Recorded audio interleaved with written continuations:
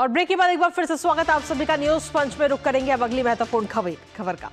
America खुद को दुनिया का चौधरी मानता है। वो सुपर पावर होने के नाते वर्ल्ड ऑर्डर तय करता है। वो अपने इशारों पर पूरी दुनिया को नचाना चाहता है और यही वजह है कि भारत समेत ब्रिक्स देशों को अमेरिका टैरिफ बम की धमकी से डरा रहा है। मगर अमेरिका एक बात भूल गया है, जहां भारत अब पहले वाला भारत नहीं रहा है। आज का भारत नया भारत है जो किसी के भी पीछे नहीं चलता, अपनी राह खुद बनाता है आज का भारत। और आज का भारत वर्ल्ड ऑर्डर तय करने की भी क्षमता रखता है और यही वजह है कि डोनाल्ड ट्रंप के 50% टैरिफ के सामने भी भारत डटकर खड़ा है। खुद प्रधानमंत्री नरेंद्र मोदी ने अमेरिका को संदेश दे दिया है कि भारत अपने किसानों के हितों में से समझौता नहीं करेगा। और रूस और ब्राजील भी अब भारत के साथ आ चुके हैं। करेंगे चर्चा अपने संवाददाता से, उससे पहले आपको दिखाते हैं भारत के साथ खड़ा हुआ ब्राजील। तो ब्राजील जो है वो भारत के साथ खड़ा हुआ नजर आया, जहां ब्राजील के राष्ट्रपति ने पीएम मोदी से बात की है फोन पे और इस दौरान लुला दा सिल्वा ने देर रात फोन पर बात की है और टैरिफ को लेकर भी ये बातचीत हुई है दोनों नेताओं के बीच में, जिसमें खासतौर पर हम देखें तो आपसी हित के क्षेत्रीय और वैश्विक मुद्दों पर चर्चा की बात हुई है और सक्षम की बात हुई है। इसके साथ ही अगर हम देखें तो व्यापार, ऊर्जा समेत कई क्षेत्रों में सहयोग बढ़ाने पर भी सहमति दोनों नेताओं के बीच हुई है। इसके साथ ही भारत और ब्रिटेन की साझेदारी को नई ऊंचाइयों पर ले जाने की प्रतिबद्धता भी दोनों नेताओं ने दोहराई है। जब फोन पर यह बात हुई और दोनों नेता आगे भी संपर्क में बने रहने की पर सहमत हुए हैं कि आगे भी चर्चा होगी। और ट्रंप के टैरिफ टेरर के बीच ये बातचीत हुई है दोनों नेताओं के बीच, जो अपने आप में काफी अहम है। इसके साथ ही आपको बता दें, अगर बात ये तो रही ब्राजील की, लेकिन रूस की अगर हम बात करें तो बहुत जल्द ही पुतिन जो है रूसी राष्ट्रपति वो भारत आएंगे। रूसी राष्ट्रपति इसी महीने भारत आ सकते हैं, ये जानकारी इस वक्त मिली है, जहां क्रेमलिन के सहायक यूरी उशाकोव ने इसकी पुष्टि की है। प्रधानमंत्री नरेंद्र मोदी की तरफ से निमंत्रण दिया गया था और इस निमंत्रण पर ही राष्ट्रपति व्लादिमीर पुतिन भारत आएंगे और इसी महीने भारत आने की उम्मीद है। क्रेमलिन में राष्ट्रपति पुतिन से मुलाकात की एनएसए अजीत डोभाल की तरफ से, और जिसके बाद में अजीत डोभाल ने साफ तौर पर कहा कि भारत रूस के बीच अच्छे संबंध हैं। इसके साथ ही उन्होंने कहा कि दोनों देशों के संबंधों को हम काफी महत्व दे रहे हैं। भारत और रूस के बीच रणनीतिक साझेदारी है। तो सीधे तौर पर ब्राजील और रूस इस वक्त भारत के साथ खड़े हुए नजर आए, भारत के समर्थन में ट्रंप के टैरिफ के खिलाफ। लेकिन इसके साथ ही डोभाल की जो ये मुलाकात हुई है, ये काफी अहम मुलाकात है। कैसे इसे अहम माना जा रहा है, एक नजर उस पर डालते हैं। दरअसल मॉस्को में रूसी सुरक्षा परिषद के सचिव से ये मुलाकात हुई, ये बातचीत हुई और इस बातचीत में सीधे तौर पर हम देखें तो रणनीतिक साझेदारी को और मजबूत किस तरीके से किया जा सकता है उस पर चर्चा हुई है दोनों के बीच में। इस साल के अंत तक द्विपक्षीय शिखर सम्मेलन की भी तैयारी इस वक्त की जा रही है, जिसमें नेता शामिल होंगे और बहुपक्षीय स्वरूपों में सहयोग पर भी चर्चा इस दौरान हुई है। अंतर्राष्ट्रीय सुरक्षा की अगर हम बात करें तो अंतर्राष्ट्रीय सुरक्षा के सामयिक मुद्दों पर भी दोनों के बीच में बात हुई है। तो सीधे तौर पर आज का भारत अब वो भारत नहीं है जो पहले हुआ करता था और दूसरों के इशारों पर चलता था। आज का भारत खुद अपनी दिशा तय करता है और वर्ल्ड ऑर्डर तय करने की भी क्षमता आज का भारत रखता है। हमारे साथ हमारे सहयोगी अक्षय डोंगरे इस वक्त जुड़ रहे हैं, सीधा उन्हीं का रुख करते हैं।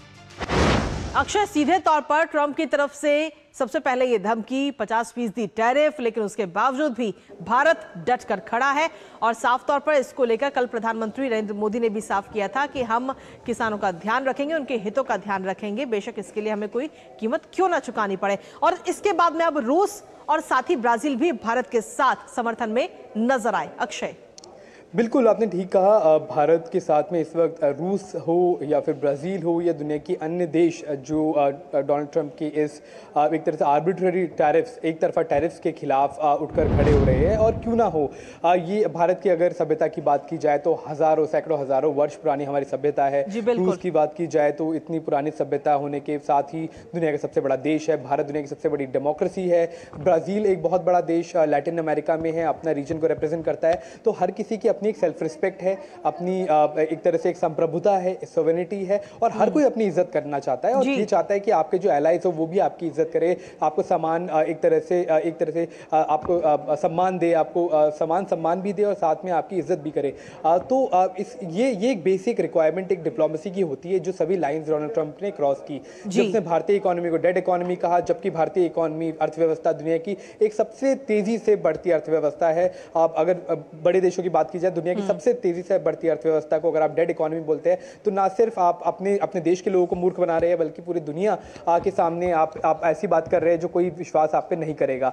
तो ये सभी चीजें तब तक ठीक थी जब तक आप एक ट्रेड अग्रीमेंट में थे, लेकिन आर्बिट्रेरीली जिस तरह से ये टैरिफ्स लगाए जा रहे हैं और ये पर्सनल इश्यूज के ऊपर एक तरह से लग रहा है टैरिफ्स लगाए जा रहे हैं, तो उसको लेकर जाहिर तौर पे समस्या है। क्योंकि 25% आपने टैरिफ पहले लगाया, उसके बाद आपने 25% टैरिफ इसलिए लगाया क्योंकि आप कह रहे हैं कि हम रूसी तेल खरीद रहे हैं, बल्कि हमारे लोगों के लिए हमें वो तेल खरीदना जरूरी है, ये हम बार बार कह चुके हैं। जब ट्रंप से सवाल पूछा गया कि आप यूरेनियम क्यों खरीद रहे हैं, आप क्यों फर्टिलाइजर केमिकल खरीद रहे हैं, तो उनका पास कोई जवाब नहीं था। तो इन सभी सिचुएशन को देखते हुए भारत ने भी फैसला कर लिया है कि अपने पैरों पे खड़े होने का वक्त ये बिल्कुल ठीक है, और साथियों के साथ में एक तरह से जो भी आपके, अगर आप ट्रेडर्स की चिंता करते हैं, जो नुकसान टैरिफ्स की वजह से होगा, तो उस ट्रेड को अगर आप डाइवर्ट करके दूसरे देशों में भेज देते हैं तो उन लोगों को एटलीस्ट समस्या नहीं होगी, जो सबसे बड़ा कंसर्न एक प्रधानमंत्री का था। लेकिन किसी भी तरह से ब्लैकमेलिंग से भारत झुकने वाला नहीं है, ये चीज हमने साफ कर दी है। बिल्कुल अक्षय, लेकिन इसके साथ ही अगर भारत की बात करें तो पिछले 10 सालों में भारत कितनी तेजी के साथ आगे बढ़ा है ये हम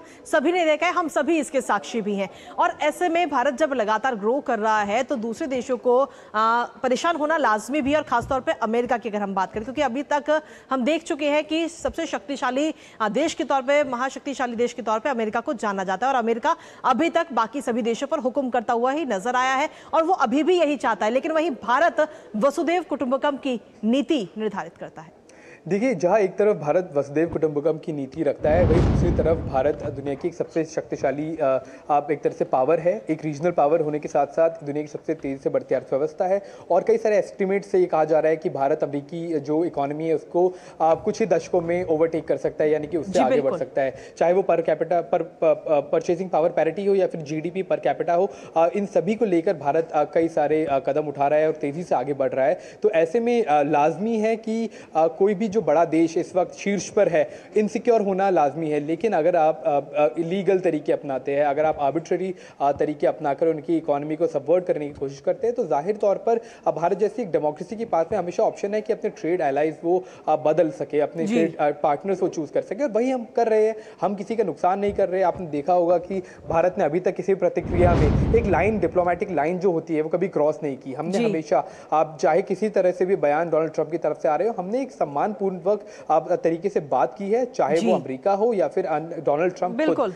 तो हम यही बर्ताव बनाए रखेंगे। और रही बात डरने की, तो भारत डरने वाला देखिए जाहिर तौर पे नहीं है। हमारे दुनिया भर में कई सारे देश है, कई सारों के साथ हमने फ्री ट्रेड अग्रीमेंट कर रखे हैं, तो ऐसे में किसी तरह की समस्या नहीं होनी चाहिए। और अगर हमारे किसानों के हितों की बात की जाए तो उस बारे में हमारे प्रधानमंत्री ने साफ तौर पे दुनिया के सामने बात साफ कर दी है कि किसानों के हितों को लेकर भारत झुकने वाला नहीं है। चलिए, बहुत बहुत शुक्रिया अक्षय, तमाम जानकारी और अपडेट्स हमारे साथ साझा करने के लिए। इस पर आप अपनी नजर लगातार बनाए रखिएगा।